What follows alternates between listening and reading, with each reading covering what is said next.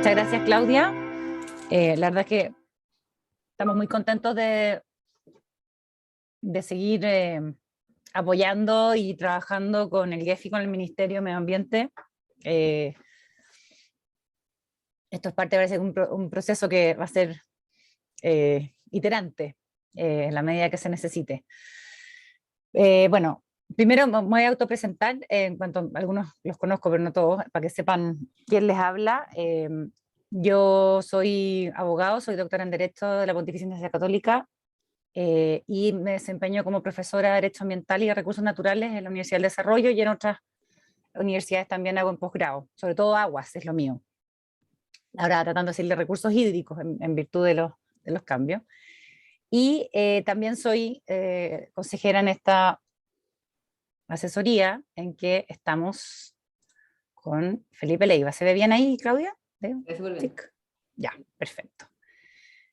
Bien, y el objeto de esto, como decía Claudia, es, bueno, básicamente nosotros estábamos asesorando al GEF, al Ministerio, en un tema con los humedales, y salió la reforma del Código de Agua y cambiaron algunas reglas, no menores. Entonces, de aquí surgió esta idea de, en el fondo, hacer de una forma más organizada y sistemática, analizar las modificaciones que esta reforma, y ahí vamos a poder discutir si es una reforma simplemente o es algo más, y qué incidencia puede tener en la protección de estos ecosistemas protegidos, en el fondo, que también tienen una regulación especial.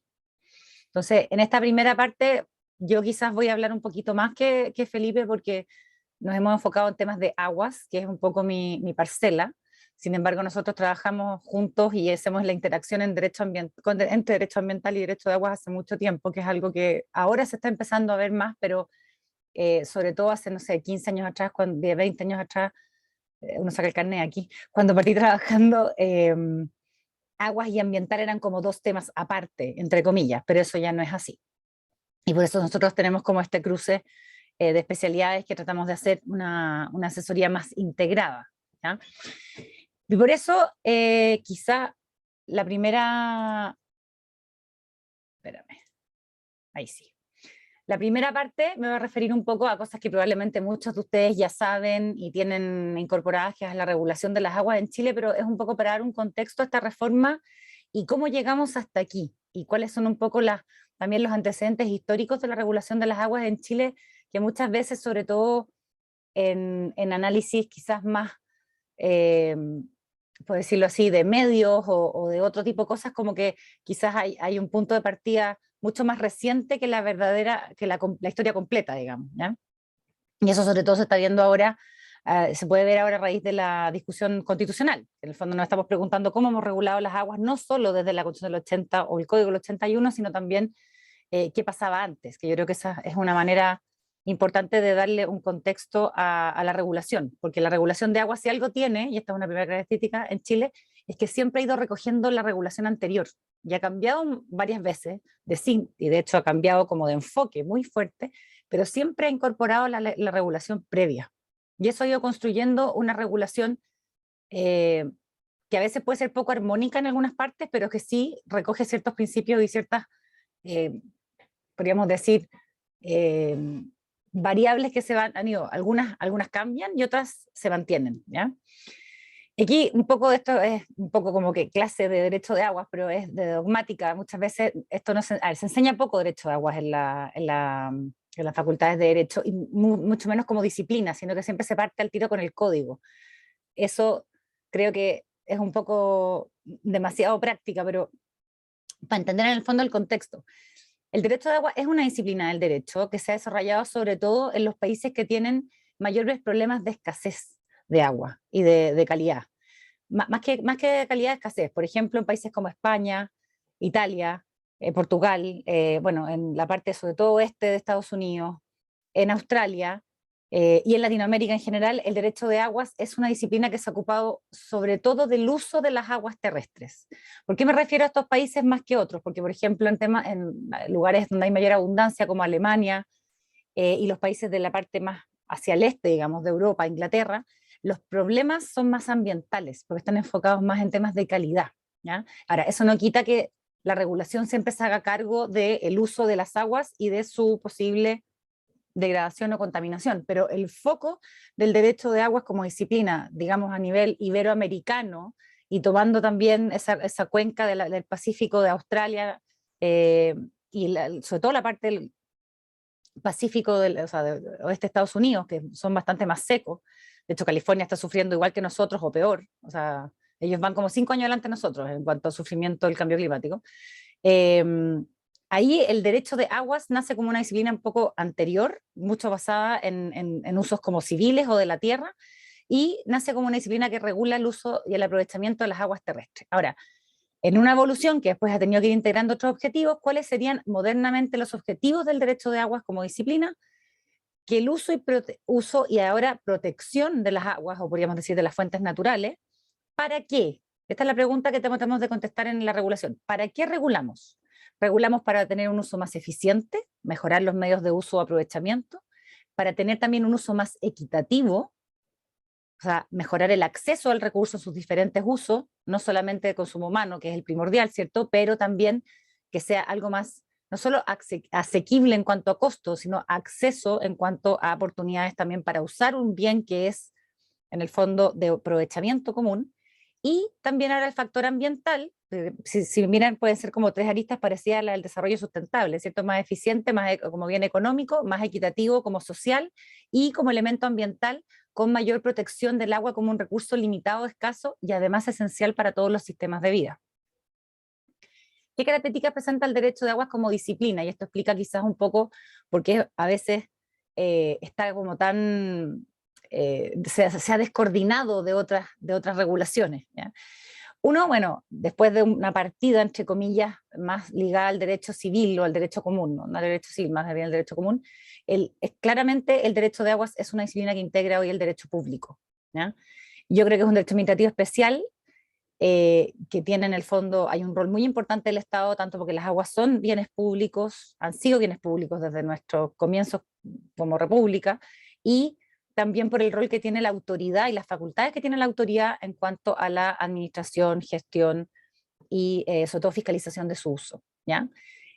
Y eso sin poner el tema ambiental, o sea, ya solamente con el tema del uso, ya las aguas están reguladas por un régimen especial de derecho público que, por lo tanto, admite muy pocos cambios o muy poca, podríamos decir, innovación en los contratos o en el fondo, o los actos respecto de las personas. No es en el fondo parte del derecho privado que ahí se puede hacer en el fondo lo que no está prohibido, acá estamos al revés, acá se puede hacer solo lo que está permitido, ¿ya? Segundo, es un derecho instrumental. ¿Y a qué me refiero con esto? Que su función ha sido regular la utilización del recurso en atención a factores técnicos, económicos, sociales y hoy ambientales, ¿ya? Y por lo tanto, hay diversos sistemas, ¿ya? Aquí no hay balas de plata, aquí no hay como sistemas perfectos, no es que si en España, por ejemplo, las concesiones son a 90 años, tienen que ser así, en Australia los derechos son indefinidos, en Estados Unidos también hay derechos indefinidos. Estoy pensando que hay una multitud de opciones legislativas y regulatorias para lograr esos objetivos, y en función de esos objetivos los instrumentos pueden ir cambiando. Por eso el derecho de aguas es muy dinámico, porque en el fondo, y sobre todo con los cambios acelerados en cuanto a los recursos hídricos que hemos tenido en los últimos 30 o 50 años, en el fondo estoy pensando en la irrupción del derecho ambiental en escena en los años 70, tenemos más o menos 50 años en que esto ha tenido un giro desde una visión muy de recurso, de bien quizás más escaso, pero con una utilidad mucho más definida, a algo que necesita otros instrumentos, otras regulaciones, otros ajustes, y por lo tanto mucha transición y mucho tomar de otros sistemas. Entonces, hago hincapié en esto de la instrumentalidad, porque ahora ya no tanto, pero en Chile sobre todo las distintas etapas o códigos se dio, sobre todo les diría que con los últimos 2 códigos, sin contar este, se dio, y la reforma sobre todo también, se dio una discusión un poquito más, no tan técnica a veces, sino un poquito cargada ideológicamente. Ideológica me refiero al como el deber ser desde el punto de vista eh, más como ideal, ¿ya? Y el derecho de agua es sumamente instrumental. Entonces, cuando se le quita a veces esos condicionamientos o esos deber ser que no tienen que ver quizás con el recurso mismo o con su dinámica física, sino con una cosa más bien valorativa, a veces se pueden provocar disrupciones o problemas regulatorios que al final se pagan en la práctica, ¿ya? Entonces, no hay que perder de vista eso tampoco. Yo creo que esta reforma tiene mucho de eso, tiene mucho de instrumental. Y por último, debido a que ha ido creciendo también las regulaciones y los aspectos de las aguas que se van regulando, está contenido en muchas fuentes dispersas. O sea, por suerte tenemos un código, ¿ya?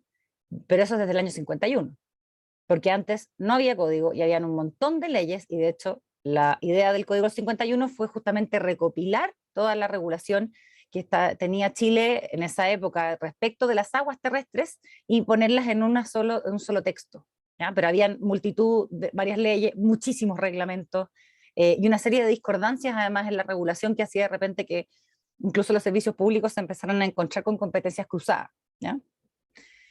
Y bueno, al día de hoy tenemos un código, pero tenemos un montón de leyes que también se cruzan. O sea, aquí la mayoría de ustedes son servicios eh, no solo de temas ambientales, sino más sectoriales. O tienen, por ejemplo, la ley de regulación de embalse, o tenemos la ley de riego, tenemos eh, la ley de bosque nativo, tenemos, o sea, hay un montón de leyes que se van cruzando y que van tejiendo en el fondo un contenido respecto del mismo componente. En el fondo eso es. Lo que está de común es el agua, que es el componente o elemento ambiental natural, perdón, que se está regulando.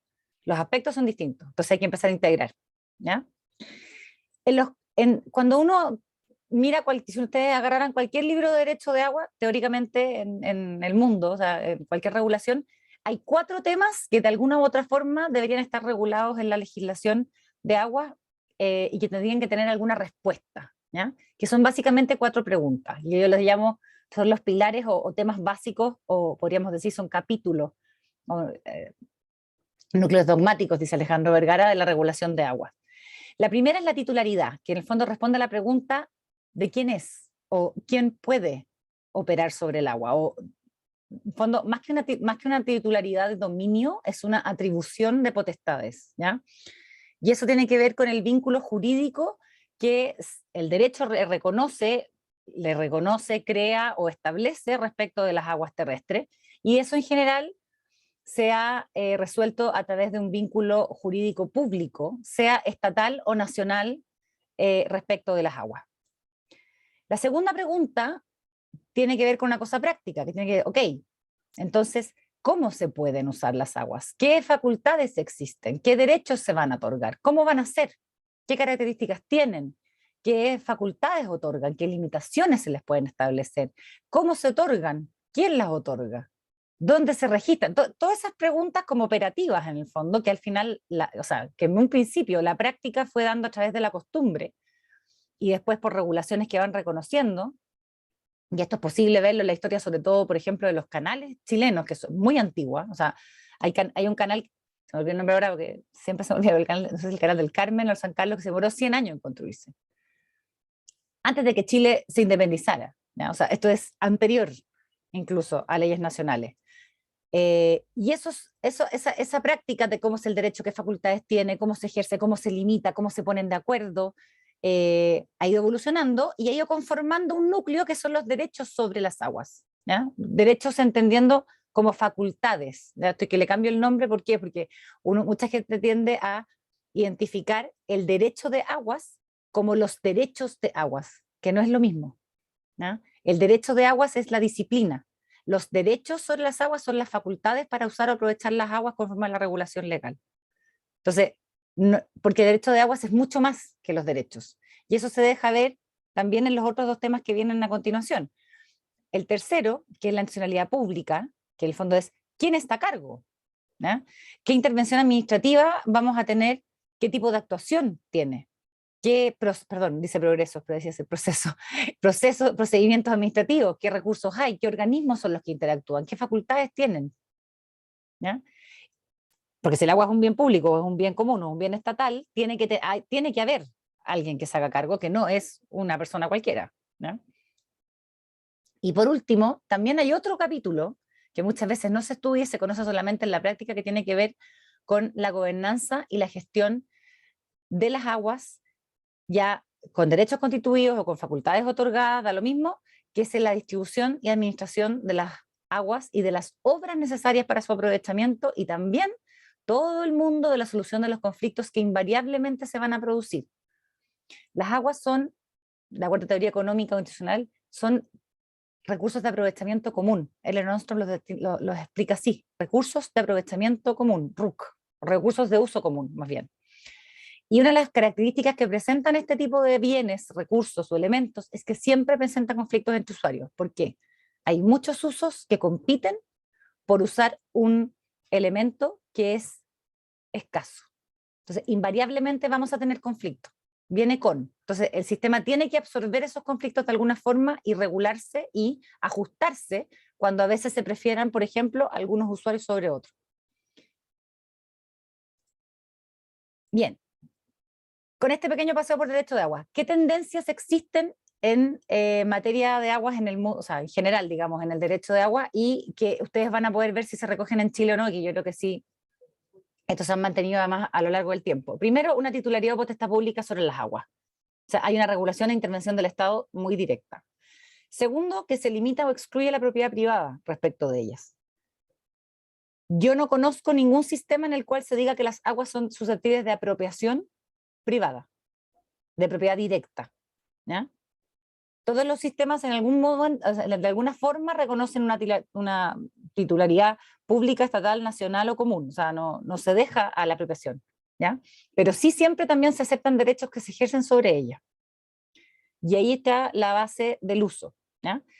El tercer principio, que también es muy común y que ahora vuelve al código actual, al código nuevo, digo, es el aprovechamiento de las aguas basada en el uso efectivo. Hay un principio que lo usan sobre todo en Estados Unidos, que dicen use it or lose it, como de manera muy, muy práctica, es como o se usa o se pierde, porque esto es un privilegio, es una concesión, es un derecho sobre un bien que es de acceso, debería ser de acceso bastante más abierto, por lo tanto hay una limitación en cuanto a la posibilidad de no hacerlo, ¿ya? Esto tiene una finalidad.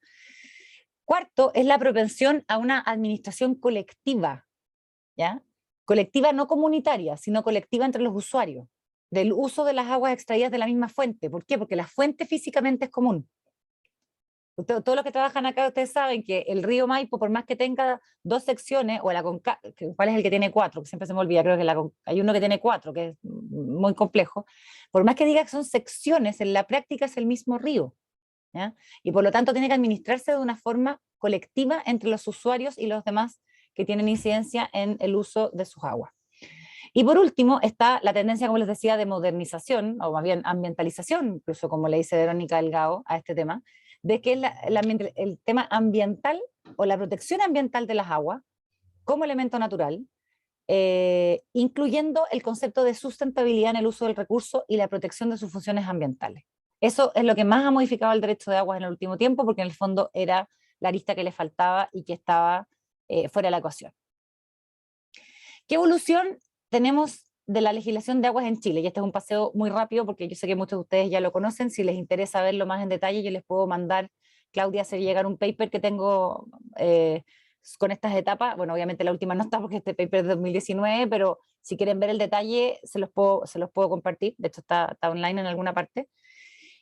Primero, bueno, como les decía, antes de que fuéramos nación o república independiente, existía ya una regulación que se traía desde el fondo desde la corona española hacia las colonias, que éramos nosotros una de ellas, y se aplicaban normas de derecho indiano sobre el otorgamiento de mercedes para el riego de los solares, se inscribían de alguna forma, se mantenían, de hecho el cabildo tenía que dar autorización para poder otorgar una merced, ¿ya?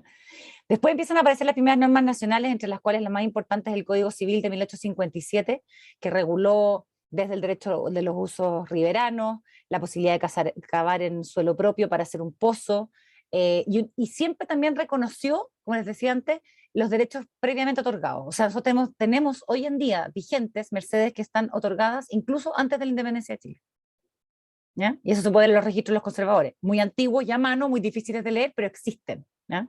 Y la legislación siempre ha ido reconociendo el otorgamiento de derechos anteriores, incluso cuando son de forma distinta a la regulación que viene después, ¿ya? De ahí hay otras normas más, está la ley de municipalidades, están un montón de reglamentos de fuerza motriz, de servicios eléctricos, surge también el tema minero, se empieza a mezclar, pero finalmente y sobre todo importante ahí la Ley de Acciones de Canalistas de 1908. Pero el Código de Aguas del 51, como les decía, es el primer código de aguas chileno, ¿ya? En que se recoge toda esta reglamentación que estaba muy dispersa en un sistema. Y ahí está el nacimiento o nomenclatura más bien más moderna de ciertas instituciones, como por ejemplo el derecho de aprovechamiento. Primera vez que se nombra en el Código del 51. La Dirección General de Agua. La obligación de inscribir los derechos de aprovechamiento en el conservador de bienes raíces, en un registro aparte, como de propiedad de aguas. Todo eso está contenido en el Código del 51, que es un código que en términos generales era un código enfocado en los usos que teníamos en esa época, que eran más que nada riego. Ojo, salitre y ferrocarriles está entre los primeros usos, para que vean lo que es la época. Ahora no se nos ocurriría ponerlo como prioridad. Consumo humano, por cierto, y fuerza motriz o otros usos de ese tipo, ¿ya? Es un sistema que era entre reglado, concesional, con preferencias de otorgamiento, con derechos temporales, salvo los de regadío, y con una administración del Estado respecto a de la autoridad, digamos, respecto de el uso de las aguas para ciertas actividades que quedaban como fijas en las concesiones. Después, poco tiempo después, lamentablemente, porque, o sea, digo lamentablemente porque ese código le costó mucho salir, o sea, ese código se tramitó más o menos 20 años, y poco tiempo después, o sea, el año 67, viene la reforma agraria, y uno de los ejes de la reforma agraria, aunque quizás no se conoce más por lo que trabajamos en el tema, fue la reforma al Código de Agua. Y fue una reforma tan integral y tan fuerte, digamos, en sus cambios, que se hablaba después del Código de Aguas del 69, que fue el año en que salió el texto refundido.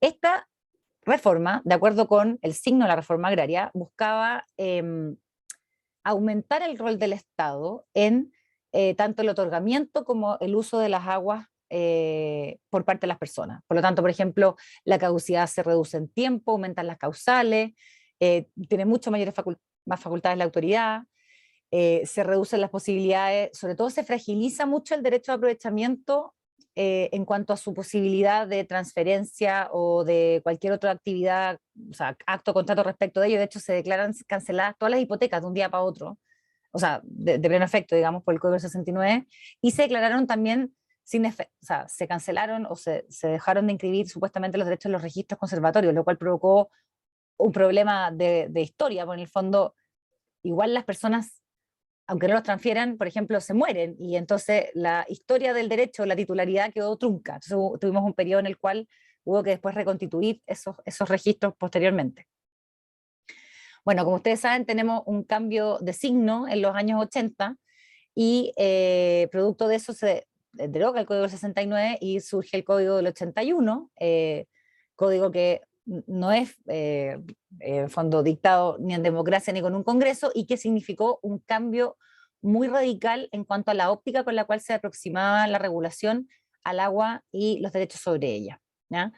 Es bueno, bastante conocido, que es un código muy de corte muy liberal, en el sentido de liberar las decisiones respecto del uso de las aguas, de la transferencia de los derechos de aprovechamiento, de la obligación de uso, de básicamente casi de la obligación de construcción de obra. Todo eso queda muy en manos de los titulares de los derechos, tratando de propiciar podríamos decir, un escenario en el cual la reasignación por parte de un mercado digo entre comillas, que en el fondo se supone que la transferencia de derechos de aprovechamiento iba a significar una mejor reasignación del uso de las aguas, porque las personas se iban a, en el fondo, contactar, y de repente, si no estaban usando un derecho, iban a transferirlo para un uso que fuera más necesario o más eficiente, ¿ya? Ahora, este código que tuvo, es divertido porque es el código más discutido, o sea, quizás más criticado, pero es el que ha tenido mayor vigencia, sin modificación, ¿ya? Eh, Aunque ya desde el año 92, apenas volvimos a la democracia, se empezaron a discutir reformas al Código de Agua. La primera reforma recién llegó el 2005, lo que nos ha costado mucho tramitar reformas de aguas en Chile, mucho, ¿ya? La media si se fijan, es como cada 15 años, del 51 al 67, del 67 al 81, de ahí al 2005, después 2022. Más o menos cada 15 años nos pegamos un cambio más o menos importante. Pero la reforma del 2005 no fue tan paradigmática como lo que hicieron los primeros proyectos, ¿ya? sino que fue más bien un acuerdo, o sea, digamos, un proyecto que se transaccionó y quedamos se le agregaron ciertas cosas que muchos de ustedes conocen, por supuesto, que son, por ejemplo, el reconocimiento del caudal ecológico, que la EGEA lo venía otorgando de antes, pero en el fondo aquí tuvo su primera regulación legal, el establecimiento de la patente por no uso, se aumentaron sí las facultades de la EGEA para poder denegar derechos o otorgarlos con formas distintas, pero quedaron muchas cosas en el tintero, ¿ya? Y el Código de Aguas se sigue en fondo siendo el Código de Aguas del 81 con un cierto ajuste, ¿ya? Y si bien podemos hacer como una evaluación del Código de Aguas del 81, y esto no lo digo yo, sino son datos en el fondo que se han sacado, tuvo cosas muy positivas en cuanto a, por ejemplo, cobertura de agua potable y tratamiento de agua servida, o sea, ayudó mucho a que se aumentara en zonas urbanas el tema sanitario, un gran desarrollo de la agricultura y de otras actividades en el fondo alrededor del agua, proyectos hidroeléctricos, proyectos industriales, mineros, etcétera, porque daba mucha seguridad al uso de las aguas.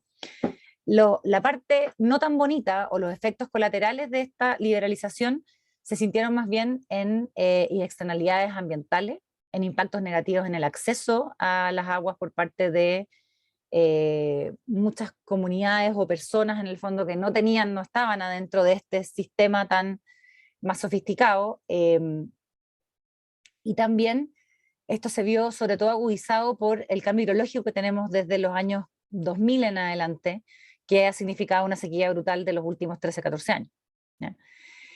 Y ese es el contexto un poco de la reforma que sale este año en la ley 20.435, y ahí está la pregunta si esto es o no es un nuevo código de aguas, ¿ya? Y por eso le pongo para resumir en el fondo este contexto, bueno, esto también, si ustedes trabajan esto todos lo saben, no tenemos, yo creo que más que una mega sequía, primero era sequía, después era mega sequía, ¿ya? Yo creo que ya se nos van a ir los números para ponerle nombre a esto, porque aparte de las sequías, y aquí si hay algún hidrólogo que me pueda corregir si estoy mal, pero las sequías son periodos de baja en precipitaciones o lluvia y que después 2, 3, 4 años, pueden ser 5 también, pero que después se recargan, en el fondo, replenish, dicen en inglés, que en el fondo que hay periodos de abundancia y escasez, ¿ya? Pero este es como un juego. Acá el juego solo ha ido a la baja. Las precipitaciones solamente han ido déficit mayor, mayor, mayor, mayor. Hoy día estaba viendo en otro seminario que decía que la misma DGA en su último informe decía que las prospecciones de que vamos a tener un 50% de déficit hídrico de aquí al 2030, perdón, 25, al 2030, 50 en la zona central y 25 en la zona sur. Eso es una brutalidad, es mucho.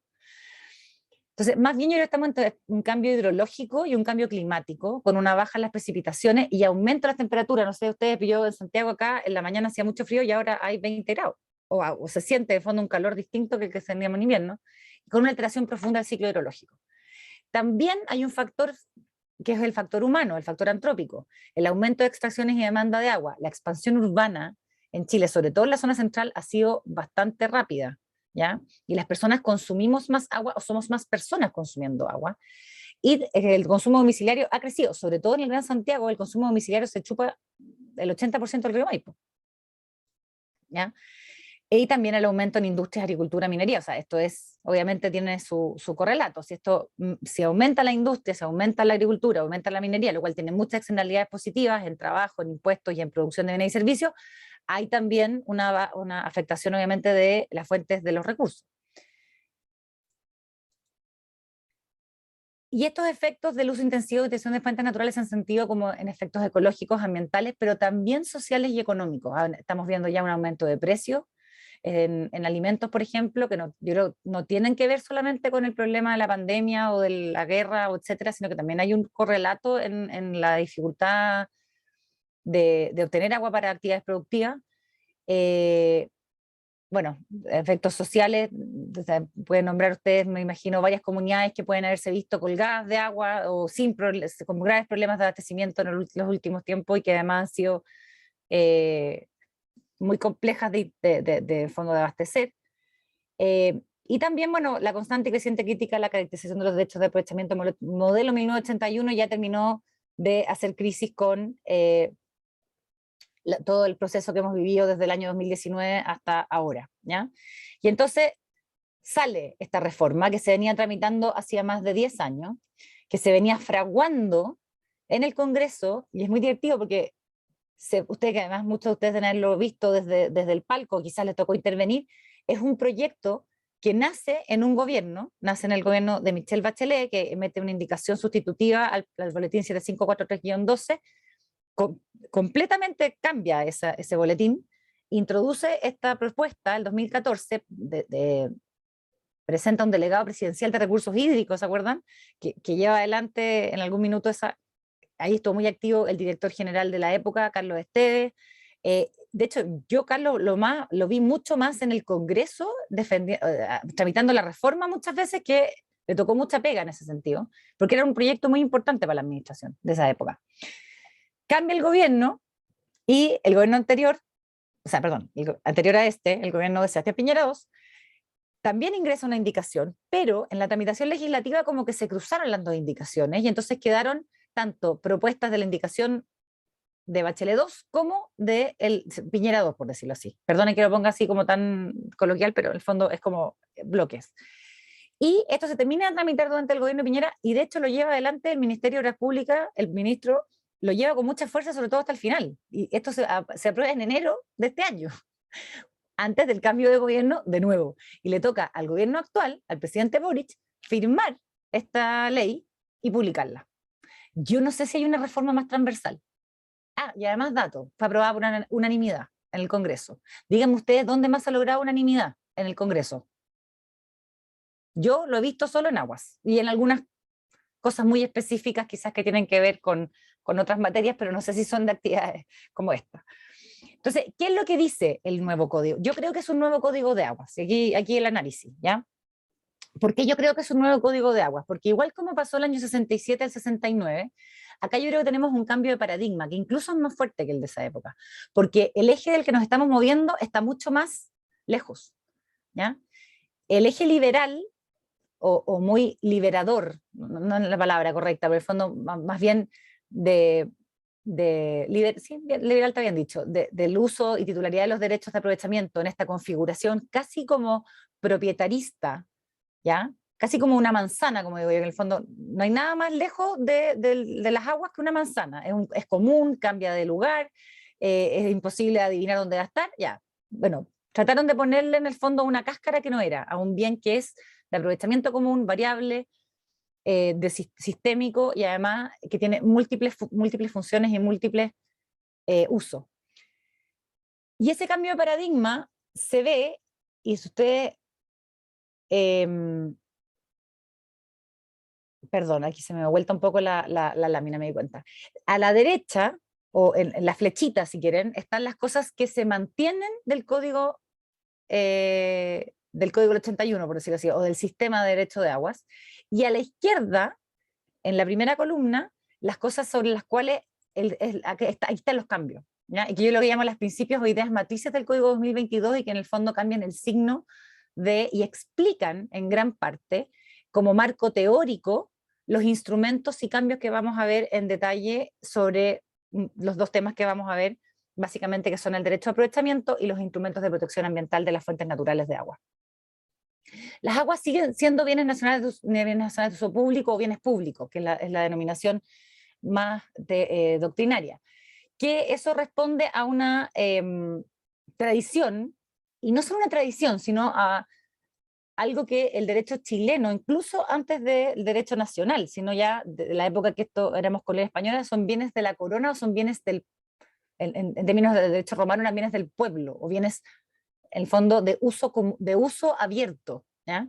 Que no es lo mismo que los bienes comunes, ojo, porque los bienes comunes o los recursos, no los recursos comunes, los bienes comunes eran las cosas comunes a todos los hombres, o las personas, en el fondo, hoy en día, que están abiertos y son como difíciles de aprender materialmente. Por eso la altamar y el aire siempre han sido cosas comunes, ¿ya? En cambio, las aguas tienen una característica un poquito distinta físicamente, que caen mejor en la categoría de bienes públicos o bienes nacionales, en algunos otros países bienes estatales, pero en Chile siempre han sido públicos, y eso significa que son de la nación toda, y por lo tanto eso implica que estén estar abiertos al uso de las personas, y el Estado tiene un rol de tutela cuidado, ordenación y protección respecto de las aguas. Pero ¿a quién le debe hacer esa pega? Es respecto de las personas que habitan. Entonces, nosotros en el fondo tenemos la preferencia, por decirlo así, o más que preferencia tenemos, a eso están destinadas las aguas, así como está estructurado la base del sistema, y esto mucho antes de que se dijera incluso que eran bienes públicos, sino desde que se decían que eran comunes en términos de administrativos. Después, y aquí ¿quién innova el código? Define el interés público sobre las aguas. El Código 2022 define el interés público y lo prioriza con ciertos conceptos que en el fondo todavía necesitan mayor desarrollo, pero que en el fondo ya dan una idea de qué es lo que entiende la legislación por el interés público que se tiene que salvaguardar respecto de las aguas.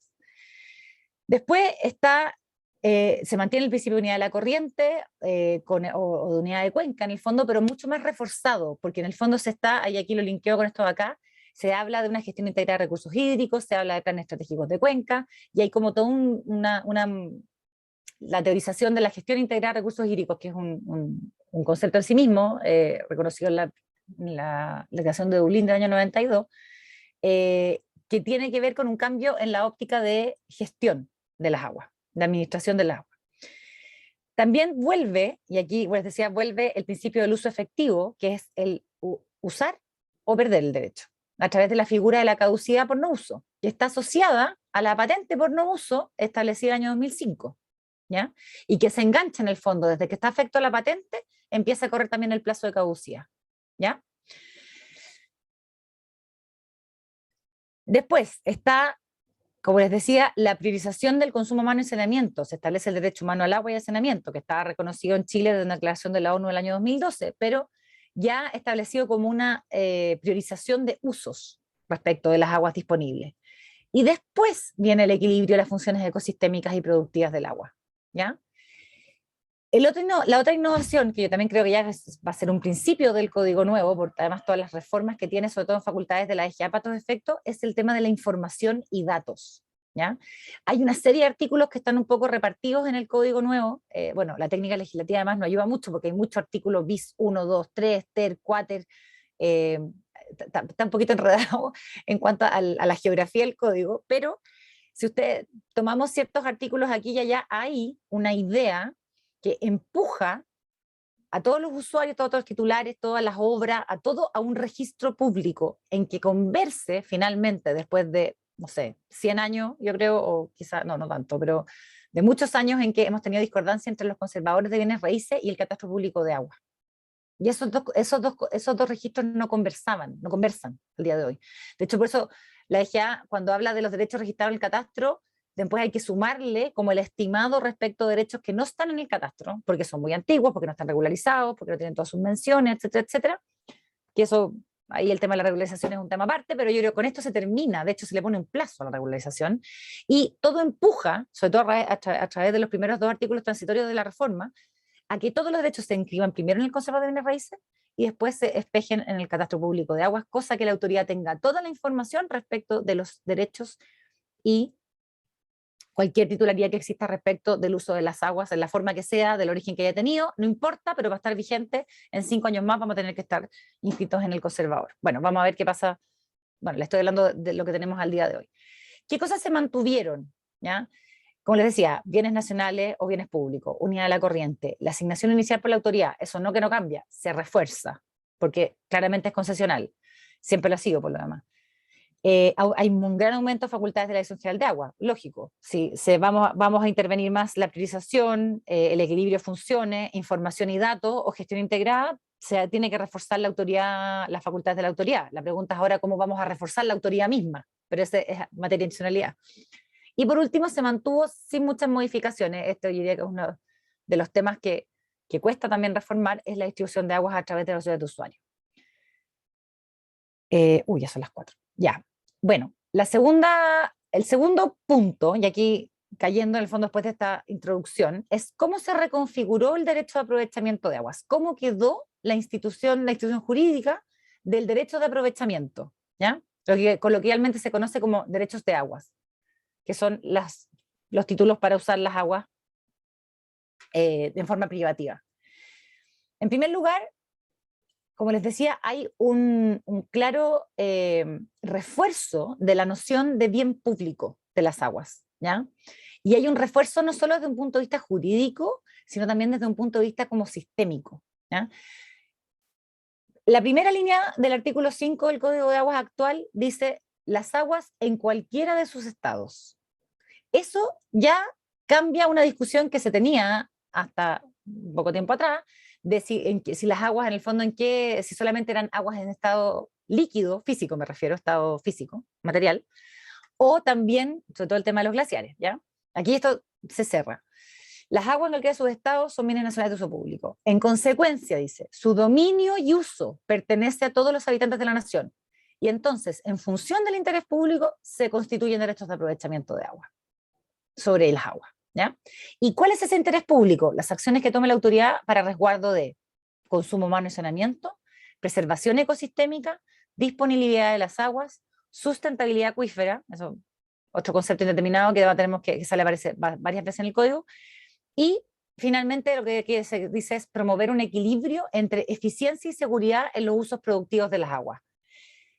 Aquí esto probablemente lo vamos a discutir latamente en los tiempos que vengan, a menos que se modifique de nuevo el código, pero aquí claramente hay una declaración y hay una priorización de qué es lo que queremos cuidar, para qué queremos usar las aguas, cuál es el interés de la comunidad representada en la autoridad y en este bien, respecto de este bien que es público, ¿ya? Primero para consumo humano y saneamiento, o sea, primero para consumo humano. Después, la preservación ecosistémica, o sea, podríamos hablar de función ecológica, podríamos hablar de sostenedor de ecosistemas, en el fondo una cosa como más netamente ambiental, entre comillas, aunque ambiental en el sentido de ambiente natural, y no social. Y después habla de disponibilidad de las aguas y sustentabilidad acuífera, que son conceptos que más bien tienen que ver con que exista agua suficiente o que haya una recarga equilibrada en las fuentes naturales. Y finalmente pide un equilibrio entre la eficiencia del uso y la seguridad, pero en los usos productivos. O sea, que los usos productivos tienen que cumplir ahora con dos principios, o se le podrían aplicar, en fondo, dos objetivos, que es que sea un uso eficiente y darle seguridad a los usos productivos también. Porque se supone que las aguas tienen que estar abiertas para todas las funciones que tiene y para todos los usos, no solamente para consumo humano o para los ecosistemas, sino también para las actividades las cuales se requieren para funcionar en sociedad. No hay ninguna actividad humana que no use agua, ninguna. Así como no hay ninguna célula con vida, y aquí me pueden, perdón, o rebátanme si me equivoco, que no tenga una molécula de agua. Aquí es multifuncional y de todas maneras va a haber conflicto. Entonces, esta es una priorización. Ahora, ¿cómo queda el derecho de aprovechamiento? El derecho de aprovechamiento, dice el código, es un derecho real que recae sobre las aguas como bienes públicos, básicamente en fuentes naturales, y consiste en el uso y goce temporal de ellas. Acá yo creo que quedó un poquito, el temporal quizás podría haber quedado más atrás, porque no se refiere a que el agua se use de forma temporal y después de hacer de vuelta, sino que el derecho es temporal, ¿ya? La definición doctrinaria, esta es de Luis Simón Figueroa, que a mí me gusta mucho porque da la posibilidad, se ajusta o me ha servido para definir el derecho de aprovechamiento en cualquier legislación, porque tiene los elementos esenciales de un derecho de aprovechamiento, que es una facultad, o es la facultad de acceder a una fuente natural para extraer de ella una dotación o una cantidad de agua en un punto específico y usar esas aguas en forma exclusiva. Esto es un uso privativo, es un uso distinto del uso común al que tenemos acceso todos como habitantes de la nación, por ejemplo, para bañarnos en ríos o lagos, para navegar, para pescar, tomar agua a la pasada de un camino. Eso es el uso común anónimo que es gratuito, que no está regulado, salvo que haya problemas de congestión, por si lo hace mucha gente. En cambio, este es un uso privativo, este es un título que se otorga a una persona para que use las aguas de forma privativa y por eso tiene la facultad tanto de acceder a la fuente, de extraer las aguas y de usarlas privativamente, lo cual comprende su disposición o uso material. ¿Cómo quedó el derecho de aprovechamiento? Muchos de ustedes ya obviamente saben, y no se los voy a repetir, cuáles eran las características.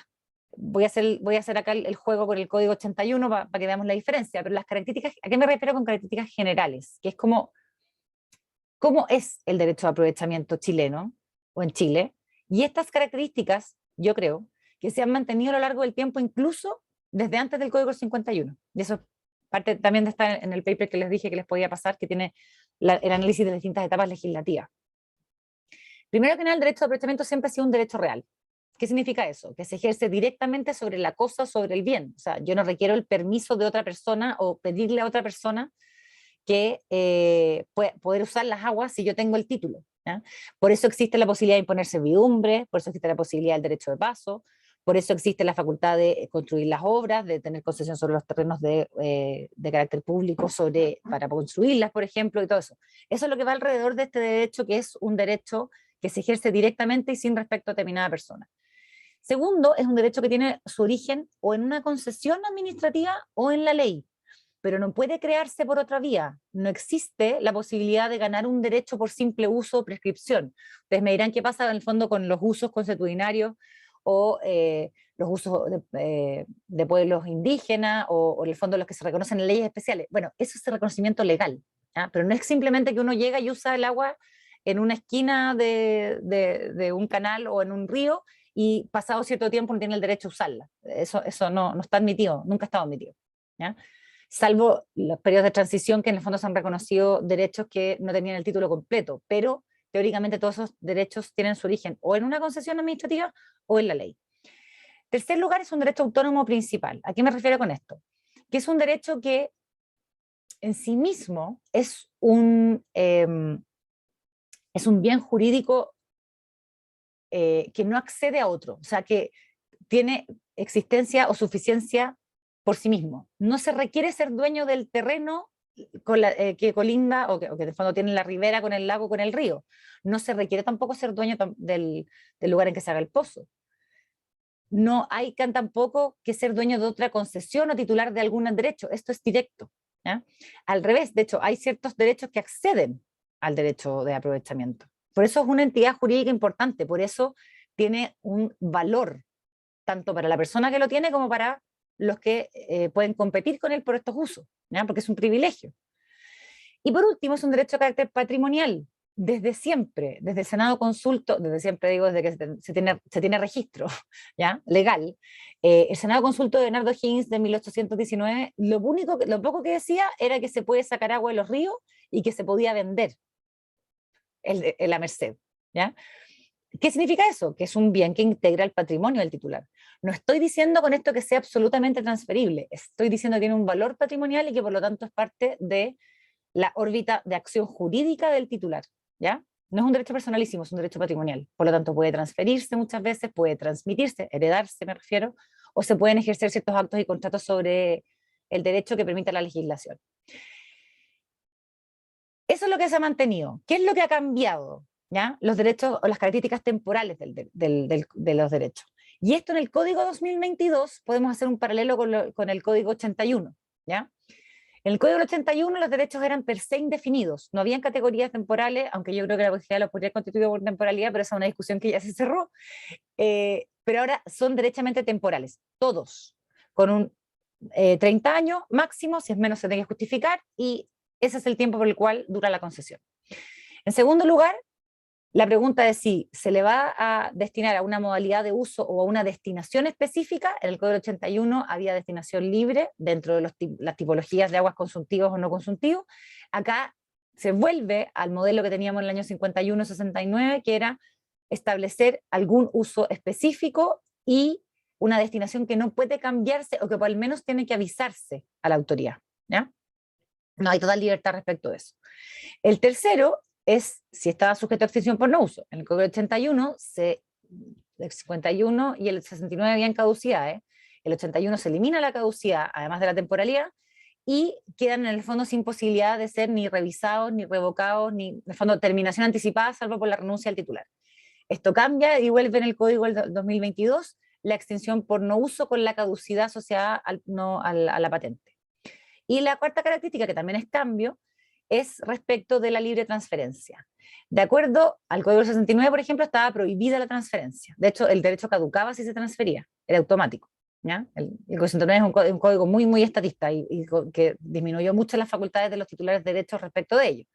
El Código 81, por otro lado, se fue hacia el otro extremo, dejando una libertad total, tanto a la transferencia como respecto a la falta de actuación de la autoridad. Acá estamos llegando, en el actual, yo diría que un intermedio en el cual se permite la transferencia, pero el cambio de uso debe informarse y eso puede provocar la activación de alguna facultad por parte de la DGA. Ya, vamos viendo ahora las novedades, ¿ya? O qué es lo que trae respecto a estas características que les he resumido. Primero, respecto a la extinción anticipada por no uso efectivo. El criterio al cual, esto es una materia muy discutida y que costó en el fondo poner de acuerdo a los distintas, en el fondo, sectores de la tarea legislativa, porque esto en el fondo es un cambio importante respecto del código anterior, ¿ya? O sea, los derechos preexistentes, como se les dice, no tenían ninguna causa de determinación anticipada y ahora pasan a tenerla, pero la pasan a tenerla de acuerdo a un instrumento que se había introducido en el año 2005, que es la patente por no uso. Entonces ya están avisados que si usted no usa el derecho, y en el fondo eso implica no construir las obras de aprovechamiento, cuarto el artículo 129 bis 9, el derecho queda sujeto, después de cierto plazo, a una extinción por caducidad total o parcial del volumen autorizado originalmente. ¿Cuál es el plazo? 5 años para derechos de aprovechamiento consuntivos y 10 para los no consuntivos. Y la pregunta, obviamente, es ¿desde cuándo? Y en este caso hay que hacer una articulación entre el 129 bis, creo que es el 9, son 2 artículos, las letras D con el artículo 7º transitorio de la reforma, que en el fondo son 5 años desde que se incluye por primera vez al derecho en el listado de derechos de aprovechamiento afectos a patente, y se puede suspender. Y hay ciertas causales de suspensión, por ejemplo, durante la tramitación de los permisos de construcción de obras, o también se puede pedir una suspensión cuando se esté tramitando la autorización ambiental del proyecto respectivo, ¿ya? Esto está ni siquiera ha empezado a correr el plazo para algunos de los derechos, porque se tiene que hacer desde la siguiente, la primera publicación después de la publicación de la ley, por lo tanto sería la primera en enero del próximo año, y aquí vamos a ver si una posibilidad cierta de que el Estado libere o deje sin efecto, en el fondo, o más bien termine anticipadamente derechos de aprovechamiento que no se estén usando respecto a las cuales en verdad no hayan obras de aprovechamiento. La segunda gran novedad, que a mí me encanta esta, en particular sobre todo por el tema que nos convoca, es algo que se quería sobre todo desde las organizaciones o las personas que estamos vinculados a temas de conservación o uso en el fondo no extractivo, que era el problema, por ejemplo, en la Municipalidad de Pucón, ¿cierto?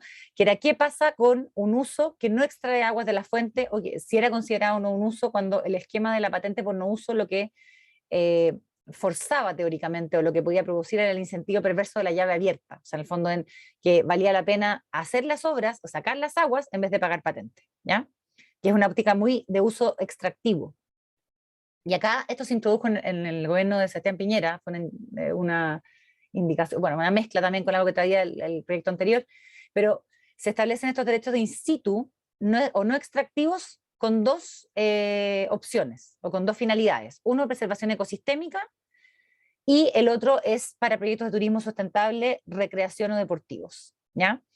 Estos son, en el fondo, es una modalidad del derecho de aprovechamiento. ¿Por qué digo que es una modalidad? Porque en el fondo deja el derecho en particular destinado a esos fines de conservación ambiental, o en beneficio de áreas de protección oficial para biodiversidad que debe ser declarado por la DGA o que esté dentro de un área protegida declarada por el Ministerio de Medio Ambiente. O sea, hay una aproximación oficial de alguna autoridad que dice, sí, este derecho va a ir asociado a un fin de conservación en beneficio de esta área, ecosistema protegido, ¿ya?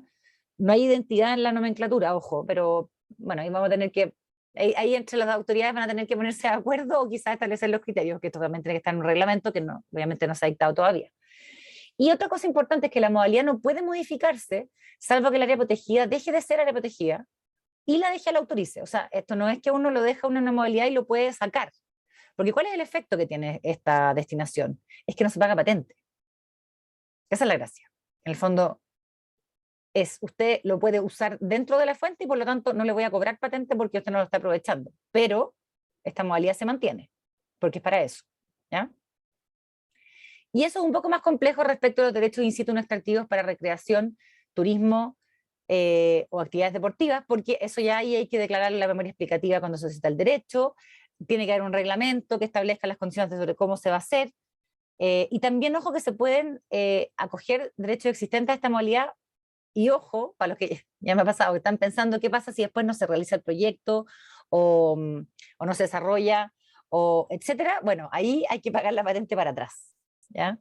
La ley estableció al tiro los efectos del fondo de si se declara que se va a usar para eso y después resulta no se usan actividades productivas, o se va a tener que pagar la patente, ¿ya? Para atrás, y con un recargo, ¿eh? Así que la ley aquí trató de pillar la pillería. ¿Qué otra cosa pasa nueva con las modalidades de uso-destinación? Primero, que las aguas que se destinen, o los derechos de agua más bien, que estén destinados a consumo humano y también los no extractivos, cualquier cambio requiere autorización expresa de la EGA. O sea, aquí vamos a tener un cambio respecto de las facultades de la autoridad en torno a los usos, ¿ya? Porque no solo hay que informarla, sino que va a requerir, en ciertos casos requiere autorización, ¿ya?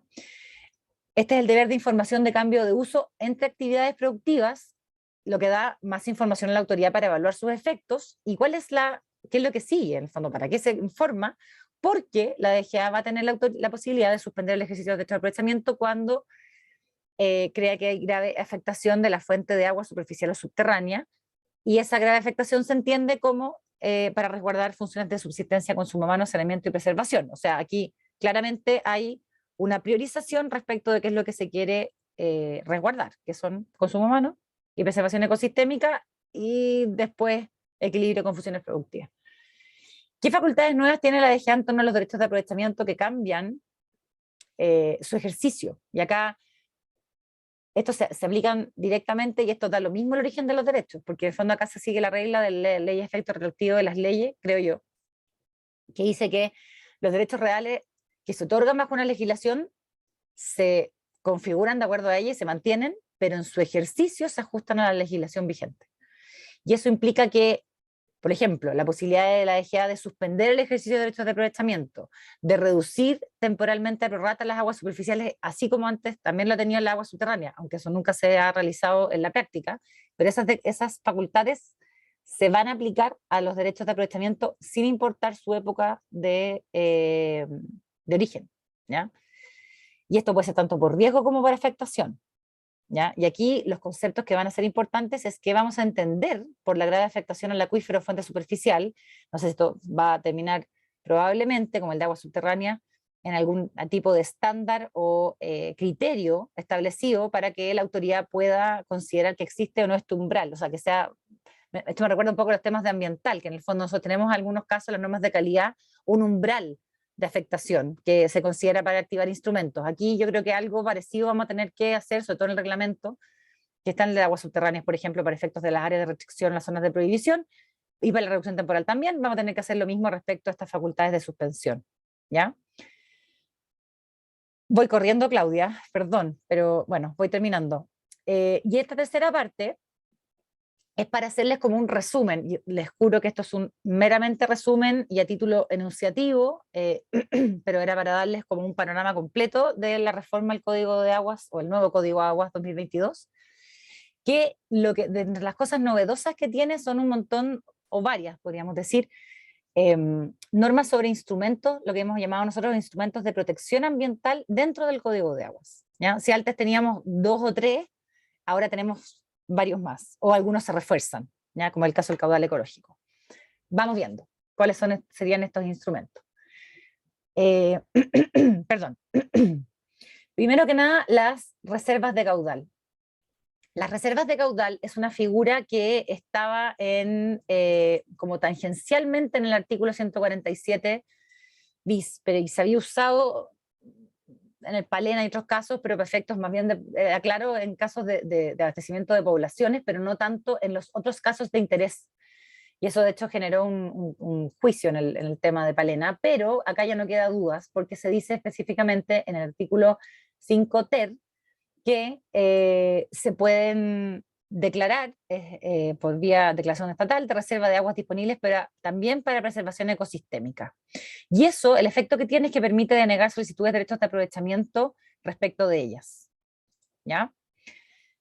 Después se agrega, si también el artículo 27 tenía la posibilidad de expropiar derechos de abastecimiento, para abastecimiento de poblaciones, también se agrega la causal de conservación de recursos hídricos, lo cual daría espacio para que, como ha pasado en otras latitudes como Australia, y de hecho en California se acaba de aprobar un presupuesto de 1,5 billones de dólares, si no estoy mal, lo puedo buscar, pero me llegó hoy día esa noticia desde California, de que se están destinando un nivel de presupuesto así de billones de dólares para recomprar derechos de aprovechamiento y devolverlos a las fuentes o áreas protegidas, ¿ya? O un tema de conservación.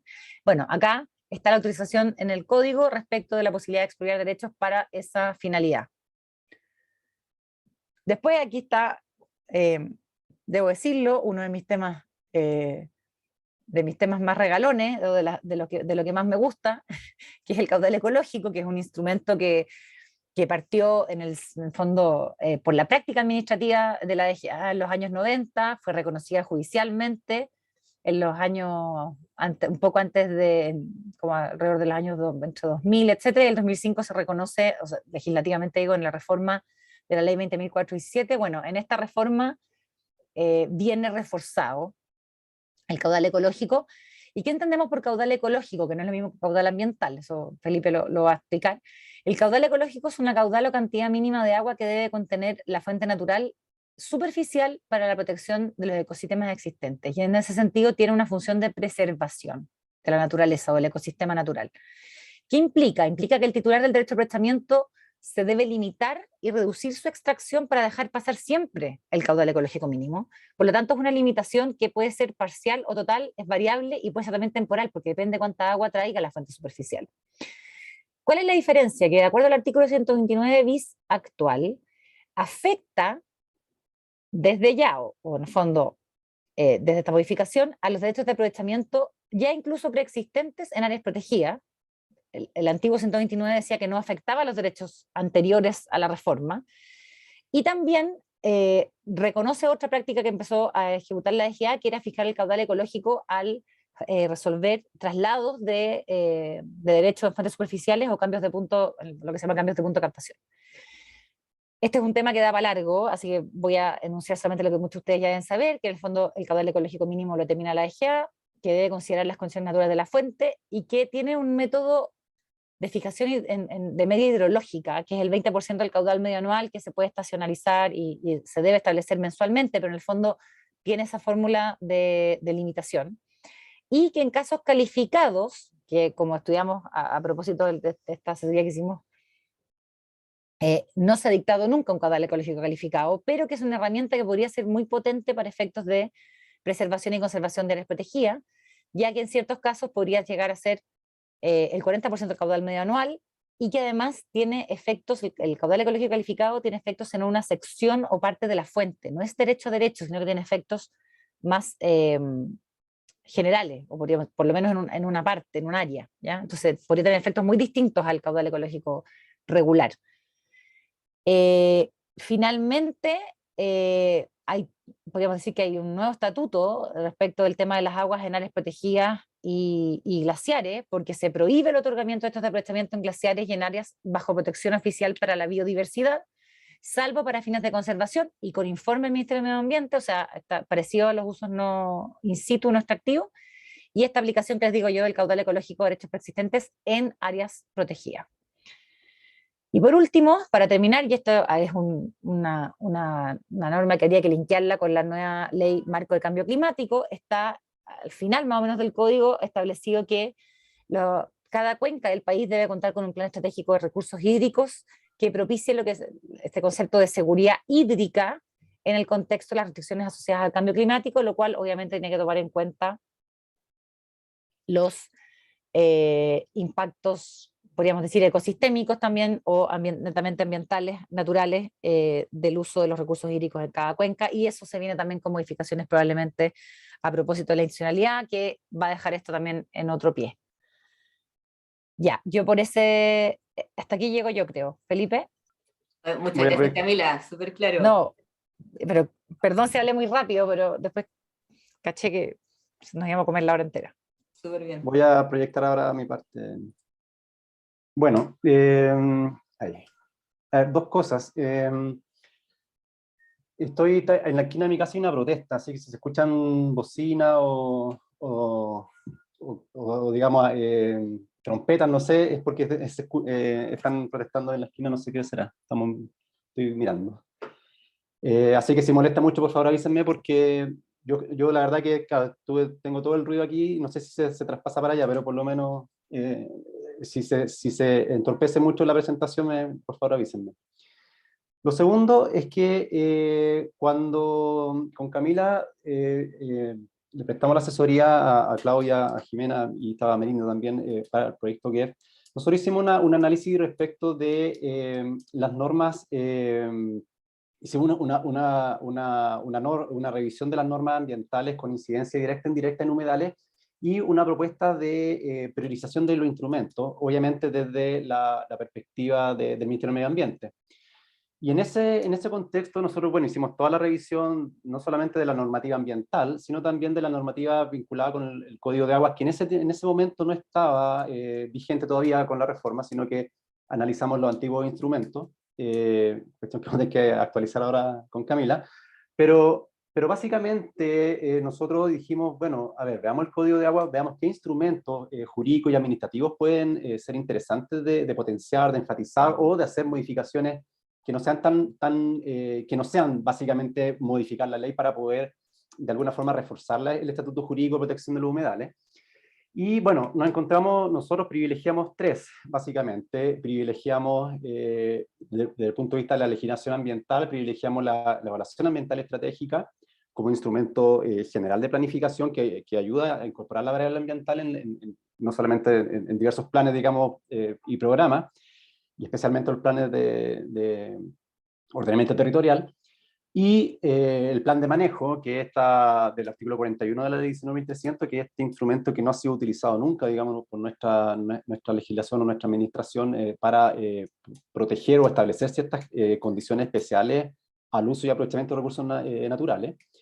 Y finalmente caímos en un tercer instrumento que era el caudal ecológico calificado, que es donde Camila explicó, digamos, hace 5 minutos, digamos, donde se podía establecer este aumento, digamos, del caudal ecológico mínimo a un 40% por petición del Ministerio del Medio Ambiente o al Presidente de la República, y que, como bien dijo Camila, tampoco nunca se ha establecido. Entonces, si nosotros hubiéramos hecho probablemente ese mismo análisis, no en enero del año pasado, sino que ahora, digamos, en junio o en mayo, digamos, de este año, nos hubiéramos encontrado con las normas que vamos a pasar a ver a continuación. Pero una cosa nos llamó la atención, sobre todo respecto de la protección de humedales. El Código de Agua, y lo vamos a ver un poco más adelante, el Código de Agua no consideraba a los humedales ni siquiera como un término. Hablaba de pantanos, hablaba de ciénaga o de lago, etc. Pero no tenía incorporado el concepto de humedales, y obviamente se entiende porque es un concepto que está más bien vinculado a lo ambiental o al derecho ambiental más que a la legislación de agua. Felipe, ¿Sí? si la puedes proyectar. ¿La proyecto? Ya, sí.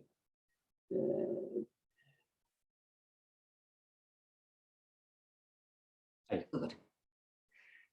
Y en segundo lugar, también nos llamó la atención la cierta indefinición, digamos, o la poca recepción que tenía la legislación ambiental de agua, o incluso la Convención Ramsar, digamos, en las distintas normas vinculadas, digamos, o que están relacionadas con la legislación de agua. Esa situación, con la reforma actualmente vigente, de alguna forma se vio subsanada, a mi juicio, y después lo vamos a poder conversar. A mi juicio quizás se quedó un poco corta el código, digamos, con la definición de estas normas, pero sí la novedad es que por lo menos se recepciona el término humedal, sin mayor distinción, digamos, como parte de ciertas reglas que son esencialmente de protección o que están destinadas, digamos, a incorporar variables ambientales, digamos, en ello. ¿Cuáles son estas normas? En primer lugar, encontramos la norma vinculada con el artículo 47 del Código de Agua, que establece que no podrán construirse sistemas de drenaje en las zonas de turberas existentes identificados por el Ministerio del Medio Ambiente en el Inventario Nacional de Humedales, allá hay un mandato ya directo del Ministerio del Medio Ambiente, en Chiloé y en las regiones de Aysén y Magallanes. La Dirección General de Aguas delimitará el área en el cual se entenderán prohibidos estos sistemas de drenaje. Y además hay una excepción, hay cierta excepción a aquellos proyectos público-privados que estén vinculados con conectividad, con la conectividad vial que tengan, digamos, una resolución, que cuente con una resolución de calificación ambiental, y que y ahí hay una suerte de mandato, bien curioso, pero en el fondo se establece como un estándar de que el trazado sea lo menos invasivo para dichas zonas y con obras que permitan un flujo de las aguas que asegure la mantención de dicho sistema ecológico. O sea, aquí hay un mandato de diseño, por decirlo así, a estos proyectos público-privados vinculados con la conectividad vial en esas zonas. De esta norma, que obviamente se refiere específicamente a las zonas de turberas de la futura, o la provincia de Chiloé y las regiones de Aysén y de Magallanes, nos llamó la atención dos cosas que vamos a tener que ir viendo, y si alguien de aquí de la GEA quizás nos pudiese aclarar, por si es que ya está aclarado. Es que en la discusión parlamentaria de esta norma existió la pregunta que se relacionaba con lo siguiente. Lo que dice la norma es que se prohíbe, digamos, la construcción de zonas de turbera, perdón, de sistemas de drenaje en zonas de turberas identificadas, existentes e identificadas por el Ministerio del Medio Ambiente en el Inventario Nacional de Humedales. O sea, tiene que haber una cierta delimitación geográfica de esas zonas de turbera. Y a continuación se acompaña, digamos, con esta frase: la Dirección General de Aguas delimitará el agua en la cual se entenderán prohibidos los sistemas de drenaje. Entonces, una de las preguntas que se hizo en el Congreso era, bueno, es decir, entendemos que hay áreas que se prohíbe o no, básicamente, el sistema de drenaje de las turberas, o no, o la DGA va a poder determinar dentro de un área general de turberas declaradas e inventariadas por el Ministerio del Medio Ambiente, una zona donde efectivamente esta prohibición se haga activa. La verdad que revisando la historia de la ley, en ese momento el director general de Aguas señaló que la prohibición se entendía vigente con la sola inclusión, digamos, de las turberas en el Inventario Nacional de Humedales, ¿ya? Eso señala la historia de la ley, pero obviamente encontramos aquí una suerte de posible discusión respecto a la interpretación que puede darse, digamos, de este artículo. Otras menciones a los humedales en el Código de Agua la encontramos en las reglas de agua subterránea, digamos. En el artículo 58, respecto a la exploración de agua subterránea, se prohíbe la exploración de agua subterránea en humedales también, ojo, declarados por el Ministerio del Medio Ambiente como ecosistemas amenazados, degradados o sitios prioritarios, que son categorías que dependen de la competencia del Ministerio del Medio Ambiente. El concepto de ecosistema amenazado está vinculado con el proyecto de ley que actualmente está discutiendo en el Congreso, que crea el Servicio de Biodiversidad y Áreas Protegidas. Y bueno, el concepto de sitio prioritario ya está más o menos incorporado en la legislación ambiental, pero que también es consolidada ya en este proyecto de ley que estamos hablando.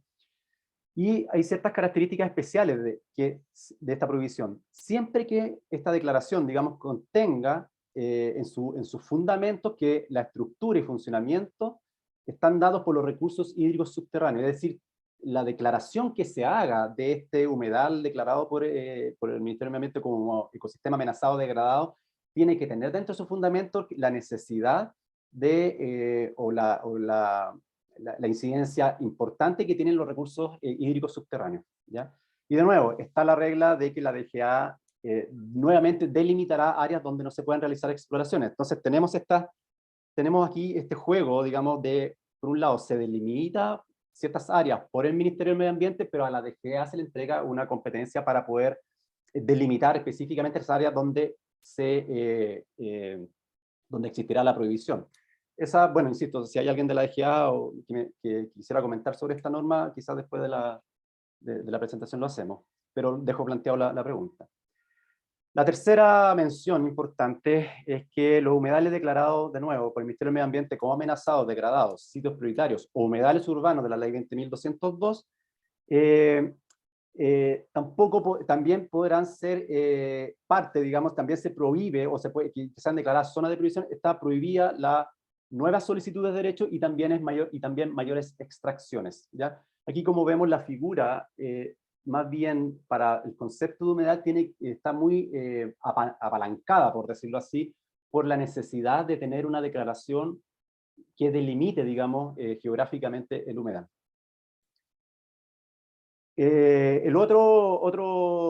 Otra norma importante donde se menciona a los humedales tiene que ver con las reglas del caudal ecológico, que ya lo vimos con Camila en el artículo 129 bis 1, donde dice que la DGA podrá establecer un caudal ecológico mínimo respecto a los derechos existentes, y esta es una novedad bien importante porque hasta el año 2005, incluso hasta ahora, siempre a los derechos existentes de alguna forma se le respetaba este estatuto de ejercicio, y siempre había una cierta timidez en tratar de afectar, digamos, el ejercicio de los derechos que hayan sido otorgados válidamente, digamos, por el Código de Agua. En esta reforma, los derechos existentes sí pueden ser objeto de regulaciones establecidas por la propia DGA, como lo dijo la Camila, y con bastante mayor intensidad que lo que existía antes. Y en este caso, la DGA puede establecer un caudal ecológico mínimo respecto a los derechos de aprovechamiento existentes en áreas declaradas bajo protección oficial de la biodiversidad, que aquí de nuevo les pido, veo que hay gente del Ministerio y de la DGA, también me ayuden, porque yo creo que aquí va a haber que ejercer una labor de coordinación, digamos, y de entendimiento de qué se entiende por áreas declaradas bajo protección oficial de la biodiversidad. Porque por lo menos yo no encontré dentro de la legislación, tenemos el instructivo del SEA que habla de áreas colocadas bajo protección oficial, donde está todo este listado, pero esta tipología, este concepto de área declarada bajo protección oficial de la biodiversidad, que tampoco la encontré en el proyecto de ley del SBAP, probablemente el Ministerio y la Dirección General de Agua van a tener que hacer un ejercicio importante de coordinación para tratar de darle contenido y alcance, digamos, a esta denominación. Pero más allá de eso, dentro de este concepto se incluyen los humedales de importancia internacional, que obviamente son los humedales Ramsar, eso está súper claro, y los denominados sitios prioritarios de primera prioridad, que también es una categoría de área protegida que está en el proyecto de ley del SPAP. Y finalmente, una norma también importante tiene que ver con que no se pueden otorgar derechos de aprovechamiento de agua en áreas declaradas bajo protección oficial de la biodiversidad o en áreas declaradas bajo protección oficial de la biodiversidad dentro de lo que se incluyen los humedales de importancia internacional, Ramsar, salvo que sean actividades compatibles con los fines de conservación del área.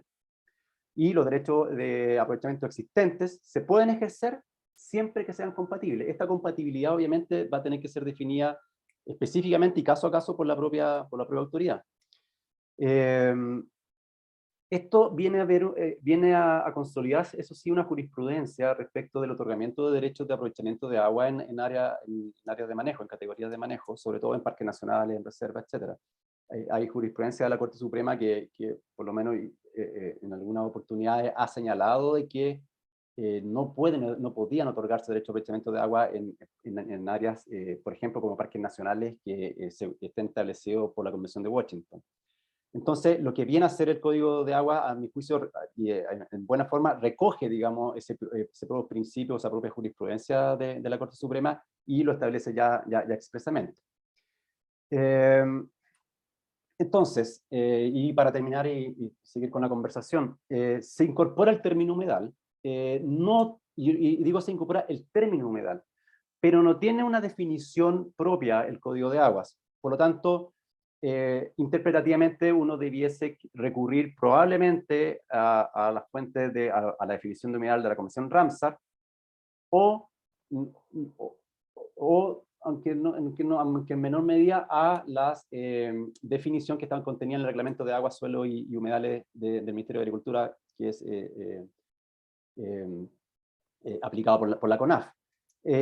Aquí yo diría que, y de hecho estuve buscando en alguna bibliografía, algunas definiciones de la DGA sobre humedal, encontré solamente una mención en un paper de don Sergio Montenegro de la Universidad de Chile, donde mencionaba que en el año 2008 la DGA consideraba humedal tres tipos, digamos, de humedales, básicamente los pantanos, ciénagas, zonas marítimas o marinas que no excedan de los 6 metros, y una tercera que no me acuerdo, pero en el fondo no encontré una definición propia de la DGA respecto del concepto de humedal. Cuestión que yo creo que no es tan grave porque en el fondo tenemos todo un desarrollo, tenemos la Política Nacional de Humedales, el plan, etcétera, que de alguna forma nos entrega, digamos, una cierta base para poder definir bien el concepto.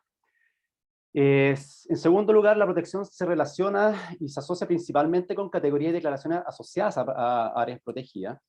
Y en este punto va a ser súper importante y ojalá, bueno, obviamente me imagino que el Ministerio de Medio Ambiente lo tiene dentro de sus prioridades, es muy relevante la pronta tramitación, digamos, término de la tramitación de la ley que crea el Servicio de Biodiversidad y Áreas Protegidas.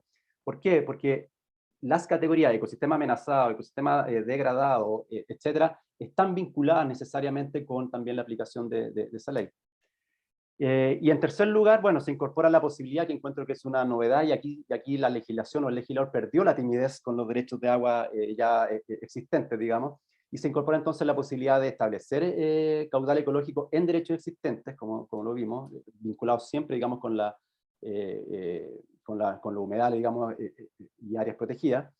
Y también se establece una frase que es bien interesante, digamos, que se exige, digamos, que estos derechos existentes en estas áreas tienen que ejercerse en forma compatible con la actividad y los fines de protección que fueron establecidos. Esa claramente es una ambientalización de las disposiciones de ejercicio del Código de Agua, de las cuales yo me alegro. Ahora, si pudo haber habido más regulación vinculada, digamos, con humedales en la legislación de agua, la verdad que no sabría en este momento decírselo, esto es parte de la charla, a lo mejor lo podemos comentar.